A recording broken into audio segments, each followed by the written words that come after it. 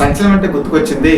ఆవిడ సంచలనం అనేటువంటి ఒక సినిమాలో కూడా నటించారు. 1985లో రిలీజ్ అయింది.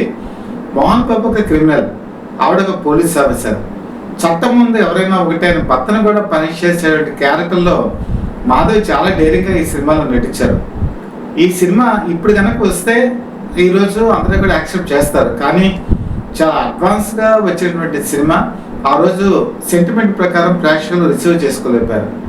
ఇలాగా ఆవిడ చేయని క్యారెక్టర్ అంటూ వేయలేదు, అలాగే వేరేటువంటి పాత్ర కూడా లేదు, చాలా డైనమిక్గా చేశారు. ముఖ్యంగా బలిదానం అంటే ఒక సినిమా కనుక తీసుకుంటే, బలిదానంలో ఇది అంకింకరుడు బలిదానం రెండు ఒకటే స్టోరీ. మ్యాడ్ మ్యాక్స్ అని చెప్పేసి ఒక హాలీవుడ్ మూవీని ఆధారంగా తీసుకొని తీశారు. ఇందులో మాధవి చూపించే నటన బలిదానానికి ఒక ప్లస్ పాయింట్. సోన్ బాబు ఇందులో నటిస్తారు. అలాగా ఆవిడ చేయనటువంటి పాత్రలు చాలా వరకు అరుదైనటువంటివి. ముఖ్యంగా మరో చరిత్ర సినిమా కనుక చూసుకుంటే, మరో చరిత్రలో ఒక వీడియో క్యారెక్టర్లా కనిపిస్తుంది.